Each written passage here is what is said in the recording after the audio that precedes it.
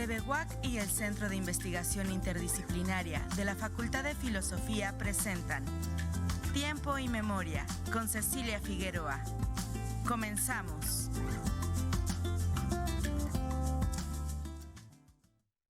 Buenas tardes, bienvenidos a una emisión más de este programa del Centro de Investigación Interdisciplinaria, en donde uno de los programas que congregan a este centro es la maestría en Estudios Amerindios y Educación Bilingüe, que está anclada a su vez al Laboratorio de Interculturalidad del EMI.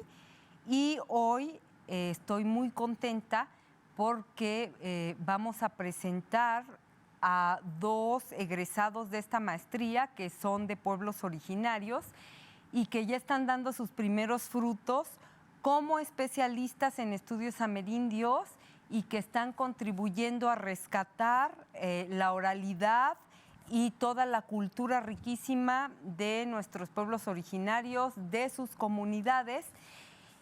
Y el producto es nada menos que estos dos maravillosos tomos, estos volúmenes de estos libros maravillosos, y se trata de los cuentos nahuas de Soquiapán, Puebla, a cargo de la maestra en estudios amerindios Prisca Hernández Martín, y se trata de los cuentos totonacos de Pantepec, Puebla, a cargo del maestro en estudios amerindios Félix Rodríguez Lara. Bueno, sin más preámbulo, este programa, como es riquísimo, esta cuestión de los relatos, de la cosmovisión, de los mitos, de los cuentos, de la cultura, de la riqueza cultural que se encuentran aquí, vamos a dedicarle un programa a los cuentos nahuas. Y para ello, de Puebla, les repito, para ello nos acompaña Prisca Hernández. Hola, Prisca, muchas gracias por acompañarnos. Hola, buenos días, tardes.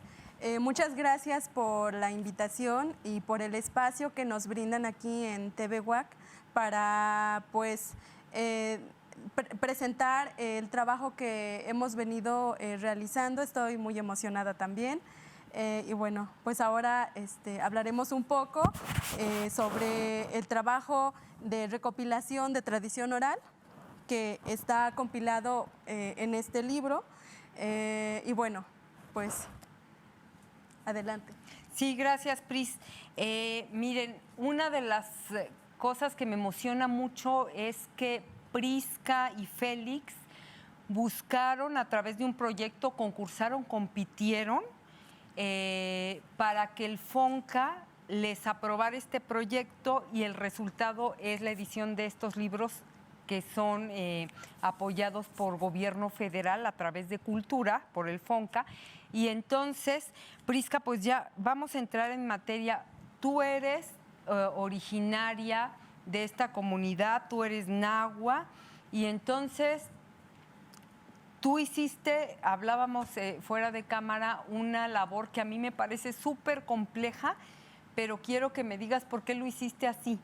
Tú vas y recabas tus testimonios de las personas de tu comunidad que tienen estos relatos, que forman parte de la cosmovisión de tu comunidad de Puebla, pero lo haces en náhuatl, y eso a mí me parece súper difícil porque recabas en náhuatl, de hecho está en lengua original, y luego la traducción en español, pero luego haces la traducción al español, y te preguntaba que por qué lo haces así y no al revés, por qué no vas y entrevistas a la gente en español y luego haces la traducción en náhuatl. Bueno, antes que nada quiero comenzar pues un poco comentar cómo surge este proyecto, ¿no? Creo que este proyecto surge no de apenas, sino que es una iniciativa que ya viene desde años atrás, ¿no? Desde antes de entrar a la maestría, yo ya tenía esa inquietud de hacer un proyecto como de este tipo, ¿no? Sobre todo porque pues yo crecí en esta comunidad, escuchando la tradición oral de mis abuelos, de mis papás, o sea, de la gente de la comunidad. pues yo ya crecí con todo ello, ¿no? Y antes de leer o antes de que me llegara la literatura, no sé, como cuentos o cuentos de Esopo, fábulas o literatura que viene del exterior, pues lo más cercano que yo tenía era la literatura o la literatura que viene de la tradición oral, ¿no? Y ahora, bueno, la pregunta era respecto a cómo se hace este tipo de trabajo, ¿no? Pues desde un principio, yo que soy hablante siempre me interesó como trabajar con la gente de mi comunidad, ¿no? Y creo que todas las personas que estuvieron colaborando en este proyecto, es decir, los narradores, pues son hablantes de la lengua, ¿no? Del náhuatl. Entonces, para mí era importante recabar estos cuentos en nuestra lengua y después, pues, hacer una interpretación al español. En primera, porque creo que también para mis narradores iba a ser más difícil que ellos me contaran los cuentos en español, ¿no? Cuando algunos de ellos probablemente son hablantes pasivos en español, ¿no? Entonces, pues yo creí más conveniente hacerlo en la lengua, en náhuatl, y pues fue así como surgió este proyecto, ¿no? O sea, primero se hicieron las grabaciones, la recopilación de estos relatos o de estas narraciones en la lengua, y posteriormente pues fue todo un proceso, ¿no? De transcripción y después de traducción o interpretación, ¿no? En este caso. Y posteriormente, o sea, esos cuentos que se tradujeron al español, pues fueron revisados por otros compañeros, ¿no? Que también es muy importante la labor del trabajo en equipo. Están los correctores de estilo en español, ¿no? Está nuestra compañera Karina Montserrat, Félix Rodríguez, Lara, o sea que todos ellos estuvieron también, digamos, revisando este trabajo. Prisca, tú como nahuablante, como portadora de esta cultura originaria, pero también como especialista en estudios amerindios desde el lado académico, ¿qué nos puedes decir del papel que juega en tu comunidad estos mitos, estos relatos, estos cuentos, estas narraciones? ¿Por qué es fundamental recuperarlas? Bueno, creo que es muy importante recuperar estos cuentos que están en la tradición oral, porque no son cuentos como los que nosotros estamos acostumbrados a leer, ¿no? En los libros. Son cuentos que se han transmitido de manera generacional durante muchos años y que a través de ellos también se nos transmiten valores, se nos transmiten enseñanzas, también están las prácticas culturales. Por ejemplo, recuerdo mucho en uno de los cuentos, que es el del maíz. Bueno, ese es uno de los cuentos que me gusta mucho, porque precisamente ahí es donde nosotros podemos ver cómo los animales trabajan en comunidad, ¿no? Es un cuento, pero si nosotros lo vemos como en las prácticas culturales o en la práctica, digamos, de lo cotidiano, pues la gente así, o sea, nosotros como nahuas así nos organizamos, ¿no? Trabajamos en comunidad. Y creo que eso es muy importante. Podemos ver en ese cuento cómo los animalitos, hay animalitos que van y limpian el monte, ¿no? Tenemos a otros animalitos que van y siembran el maíz, otros que van y, bueno, en este caso el tlacuache va y quema todo lo que sale del desmonte. Entonces, yo creo que es una manera de mostrar cómo nosotros también estamos acostumbrados como a trabajar en comunidad, y eso es muy importante. Incluso, por ejemplo, en las fiestas o cuando hay velorios, ¿no? Es muy importante también la colaboración de varias personas, ¿no? O sea, no es que solamente esté la participación de una sola persona, sino que la gente se reúne para trabajar en equipo, en comunidad. La solidaridad, y el trabajo comunitario, claro, son fundamentales. Y mira, qué bueno que hablas del tlacuache y de todos los animalitos, porque algo que me llamó poderosamente la atención es esta necesidad que tenemos todos los humanos y que está en todas las culturas y en todos los mitos, de explicarnos por qué las cosas son de determinada manera. Y, por ejemplo, algo que me pareció bellísimo es la explicación de uno de los relatos de por qué el tlacuache tiene la cola pelona o la hormiga tiene una cinturita de envidia y un cuello así súper delgadito.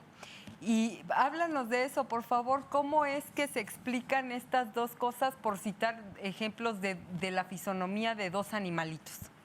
Bueno, ahí tenemos como, estos cuentos para nosotros son muy importantes y son muy bellos porque ahí tenemos la explicación de cómo o del por qué ciertos animales tienen ciertas características. Y como usted bien lo menciona, ¿no? En el caso de la hormiga, que tiene la cinturita muy delgadita y el cuello también muy delgadito, tiene que ver también con esto que ocurre en el cuento, ¿no? De cómo en algún momento la hormiga tiene o es en este caso como guardiana también del maíz y alguien viene y se lo arrebata, ¿no? Entonces, para lograr que la hormiga hable, pues le ahorcan el cuello y también lo ahorcan de la cintura y entonces pues se queda así el animalito, ¿no? O en el caso del tlacuache, ¿no? Que es el que sale, en este caso, consigue el fuego, pero para conseguirlo pues tiene que meter la cola en el fuego, ¿no? Y después llevarlo a los humanos, ¿no? Entonces, pues esa es la razón por la que el tlacuache tiene la cola pelada. Y bueno, así como esos ejemplos, habrá otros, ¿no? Del por qué algunos animales tienen ciertas características. Pero también fíjate que el sincretismo es maravilloso aquí, porque recuerdo que los que le apachurran la cintura y el cuello a la hormiga para que diga dónde está el maíz son nada menos que San Pedro y San Pablo, ¿no? Entonces aquí se nos presentan, como hablamos de otra cosmovisión, de otra forma de ver el mundo, etcétera, un San Pedro y San Pablo que son más humanos que los santos que podemos leer en la Biblia y en el que se nos transmite en el cristianismo, porque estos torturan a un pobre animalito para sacarle la sopa, ¿no? Y eso me parece muy interesante, cómo sí. Es otra forma como de integrar a estos santos, ¿no? Prisca, y cómo tú me decías algo que yo no te podía creer, pero bueno, ya te lo creo, que aún tú siendo de esta comunidad, que has estado inmersa siempre aquí, que tus papás son de aquí, tus hermanos, tus abuelos, etcétera, y que has formado parte de estas festividades y de esta forma de vivir, que había cosas que desconocías y que hasta que te das a la tarea de escribir este libro, de recuperar esta riqueza cultural, aprendes ciertas cosas. ¿Cómo qué aprendes a partir de esta experiencia? Pues, mire, para mí toda esta labor es muy importante y es muy enriquecedora, porque a lo mejor muchas veces pensamos que lo sabemos todo y no es así. O sea, incluso nosotros, o en mi caso, yo que soy parte de esta cultura, puedo decir que hay muchas cosas que yo también desconozco y que en la medida que vamos, pues, platicando con la gente de la comunidad o en la medida que nosotros hacemos proyectos como ese tipo, pues es cuando también nos damos cuenta de cómo tenemos también debilidades, ¿no? O desconocemos de muchas cosas. Por ejemplo, en el caso de algunas de las plantas, ¿no?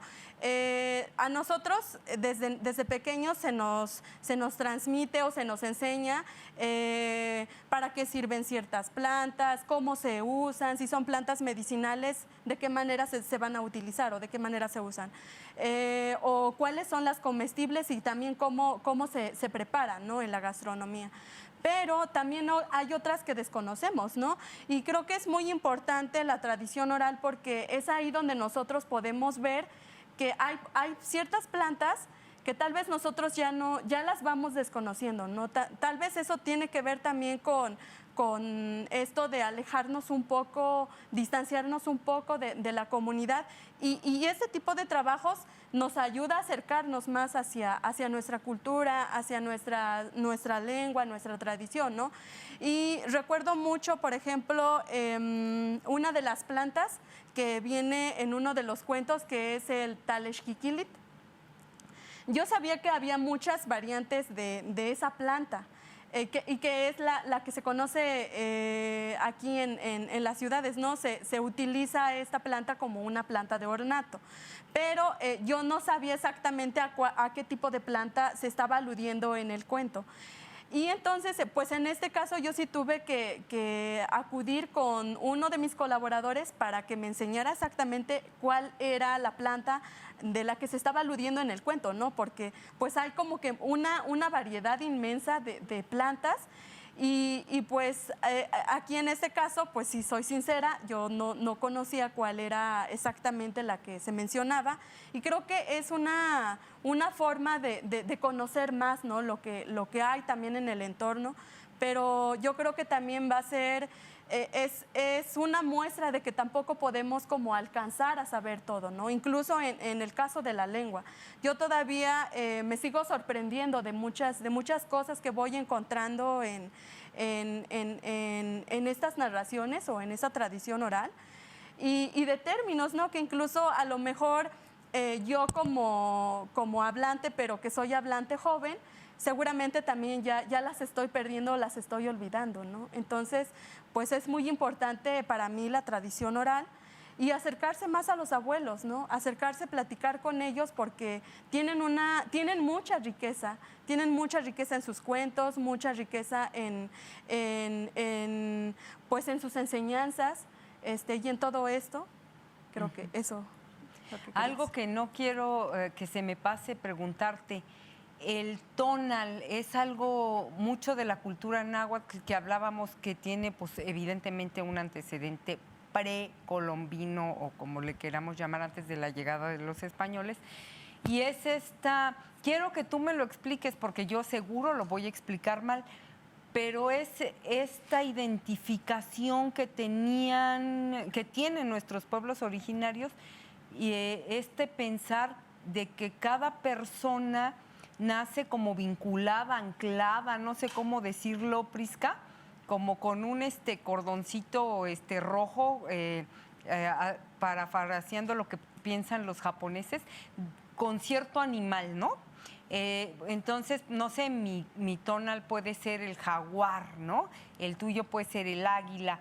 Y esto está presente en estos relatos, en uno bellísimo, sobre todo de un esposo que desconfía de la esposa porque los compañeros de trabajo le empiezan a meter cizaña y le dicen por envidia: ay, qué raro que tú siempre comes carne, ¿no? Que en el Itacate tu esposa todos los días te pone carne y nosotros comemos puros frijoles con tortilla. Seguro se ve con otro hombre y ese hombre es el que le lleva la carne para que tú comas, y entonces ella lo lleva y le dice: ah, sí, pues ahora vas a ver cómo consigo la carne, vente, es un don que me dieron. Y entonces ella se convierte en tigre dando maromas, y entonces así caza conejos, pollo, guajolote, borrego, y le dice: así es como te doy de comer carne, pero es que este es un don que yo tengo, es como una nahuala que tiene su tonal en un tigre. A ver, platícanos de eso, ¿qué es un tonal? Bueno, creo que estos términos están muy presentes en la tradición oral y en la cultura mesoamericana. No solamente en los cuentos náhuatl, también están en otros cuentos de otras culturas, lo de los tonales y los nahuales, ¿no? Pues aquí podemos ver en ese cuento que usted menciona precisamente cómo pues está esa creencia, ¿no? Que se tiene todavía en la comunidad y que está presente en los cuentos, de cómo el ser humano nace como con un compañero animal, pero ese sería como el tonal, en este caso el tonal de alguien. Pero en el caso de los nahuales, pues tienen un don como más elevado, ¿no? Porque pueden en este caso incluso ser malvados, ¿no? Bueno, eso también aparece en otros cuentos. Pero yo creo que en este caso, como lo menciona el personaje del cuento, o sea, es un don que se trae de nacimiento y está presente en los cuentos, o sea, es parte de las creencias que están en esta tradición oral. Y pues esa sería como la diferencia de tonal. Es decir, nacer como con un compañero animal, pero no precisamente tener como esa capacidad para convertirse en animal, ¿no? En cambio, el nahual pues tiene esa cualidad como de poder convertirse y pues también tal vez, en este caso podría ser también travesuras, ¿no? O tiene una cualidad superior en este caso. También, hablando de esto del tonal, me decías que se tiene la creencia de que si a tu animalito tonal, no sé, un jaguar, le disparan, a ti te repercute también en la salud. Y esto lo saco a colación porque algo que me pareció súper significativo de estos relatos es que hay una comunión con los animales, las plantas, la naturaleza, la tierra, la milpa, el maíz, el frijol, con todo el entorno que es envidiable, admirable y que yo creo que si no hubiéramos perdido esto, pues no habría pandemias, no estaríamos en riesgo alimentario, o sea, el planeta sería otra cosa. Y eso es algo que tenemos que recuperar de ustedes, que es bellísimo. Por ejemplo, hay un relato que habla mucho de esto, varios relatos. Si tú vas y dañas a un animalito, el dueño, que es como ¿cómo podrías definir al dueño, Prisca? Es en este caso el dueño del monte, ¿no? El dueño de los animales. También está muy presente en varios cuentos, no solamente en los cuentos nahuas, sí. También está en los cuentos totonacos.